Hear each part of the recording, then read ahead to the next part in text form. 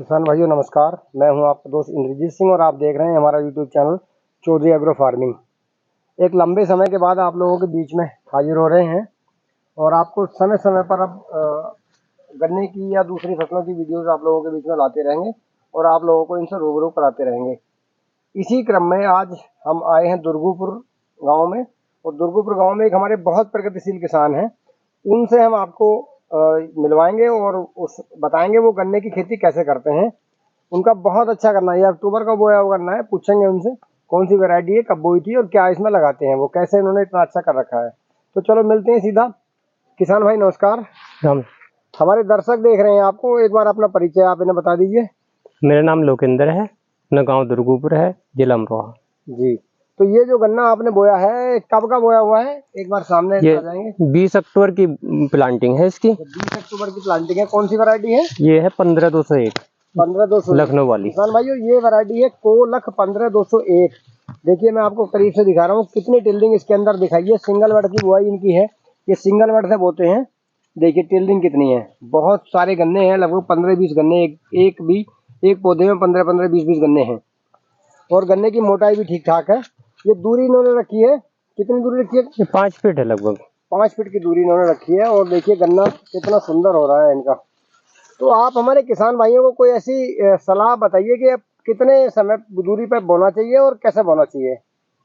ये तो जैसे अक्टूबर में बो रहे हैं तो फिर 5 फीट तो कम से कम रहनी चाहिए, और मार्च में 4.5 फीट होनी चाहिए। अच्छा, क्या लगाते हो आप अपने गन्ने में जो इतना अच्छा कर रखा है आपने? गन्ने में एक तो जो अपनी गोबर की खाद होती है वो बहुत अच्छी मात्रा में डालते हैं जी। और फिर NPK तो वही मामूली डोज है हमारी 10-12 किलो तक। अच्छा। लेकिन वो 2 बार में लगाते हैं, एक मिट्टी चढ़ाने पे भी और बुआई के समय भी। अच्छा जी। और न्यूट्रिएंट्स लगाते हैं सारे, माइक्रो न्यूट्रिएंट सभी लगाते हो? ये 2। क्योंकि आपके गन्ने में कोई बीमारी भी नहीं दिख रही, बिल्कुल किसी तरह की समस्या इसमें नहीं लग रही। तो स्प्रे वगैरह कोई नहीं, स्प्रे नहीं किया, ड्रेंचिंग की 2 बार इसमें। किस किस चीज की ड्रेंचिंग आपने की है? इसमें एक बार की थी सीरासागी की, और एक बार जो वो क्लोरेंट्रनिरिप्रोल है उसकी की थी। अच्छा, मतलब ये आपने लगाया था टॉप बोरर के लिए? जी। ठीक है। तो और कोई सलाह किसान भाइयों के लिए देना चाहेंगे? सलाह ये दूरी का जो है गन्ने में जो है बहुत अच्छा रोल है। अच्छा, दूरी अगर जैसे अक्टूबर में आप बोल रहे हो, अगर ये दूरी हम गेहूं काटने के बाद अप्रैल में रखें तो चलेगी? गेहूं काटने के बाद तो गन्ने को टाइम ही नहीं मिलता। मेरी राय से तो बोना ही नहीं चाहिए गेहूं काटने के बाद, और अगर बोया जा रहा है तो फिर वही 28-30 इंच पर ही होना चाहिए जी।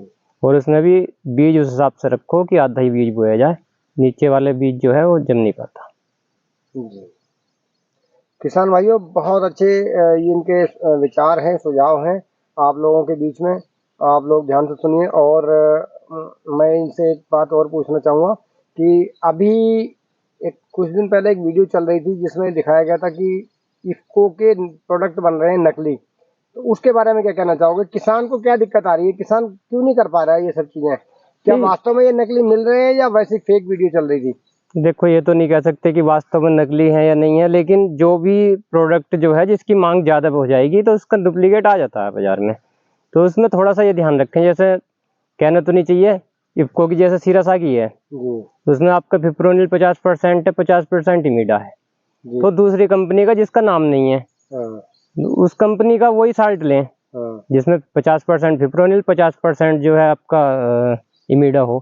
वो जैसे टाटा की वेल्मा नहीं है। हाँ, जैसे टाटा की वेल्मा 80 आ रही है जी, अच्छी कंपनी है और सभी कंपनियों के हैं जी। तो इस प्रकार देख कर लें कि जो 1-2 साल ज्यादा चल गया तो उसे फिर अपने खेत में मतलब खरीदने का कोशिश ना करें, क्योंकि इसमें डुप्लीकेट आ सकता है। कितनी अच्छी इन्होंने बात बताई। डुप्लीकेसी अपन रोक तो सकते नहीं। फेमस हो गया उसको एक बार छोड़ करके बिल्कुल नया पकड़े और 1 से 1-2 साल करके छोड़ दें उसको, फिर नया पकड़े। मतलब ये डुप्लीकेसी को बचाने का बताया इन्होंने तरीका। एक और बात आपसे जानना चाहेंगे कि आजकल इस साल जो किसानों के साथ बहुत दिक्कत हुई है, किसान इस बार रकबा भी घटा है गन्ने का। तो ऐसी क्या वजह रही कि गन्ने का रकबा भी घटा है और किसानों ने गन्ना बोने में भी किसानों को घाटा हुआ है इस बार? उसके बारे में थोड़ा बताइए। इसमें एक तो सबसे बड़ा कारण गन्ने का रेट नहीं बढ़ पा रहा जी, और रेट में भी हमारी सरकार मुझे ऐसा लग रही है कि महाराष्ट्र की बराबर रेट कर दे, क्योंकि सेंटर से हर बार बढ़ रहा है लेकिन यूपी में नहीं बढ़ रहा। और लेकिन इस चीज को नहीं देख रहे कि महाराष्ट्र में उनकी छुलाई तुलाई सब फैक्ट्री की है। जी हाँ। और यहाँ हमारा ये लगा लो कि मिल के भी आधे स्टाफ का खर्चा हमारे गन्ने से जाता है। जी भाई जो सेंटर पे गन्ना मरता है जी उसी में से खर्चा निकालते हैं फैक्ट्री वाले। जी। तो इस चीज को सरकार नहीं देख रही, गन्ने का रेट बढ़ना चाहिए था। अच्छा, और आपके दूसरा हिसाब से फिर रोग बीमारी भी ज्यादा आई है कुछ। आपके हिसाब से गन्ने का रेट कितना होना चाहिए जो किसान गन्ना आराम से बो सके? एक गन्ना यूपी में जैसे गन्ना सेंटर पे भी मरेगा, छुलाई भी किसान की है, तो 400 रुपए के लगभग तो होना चाहिए। अच्छा, 400 रुपये होना चाहिए।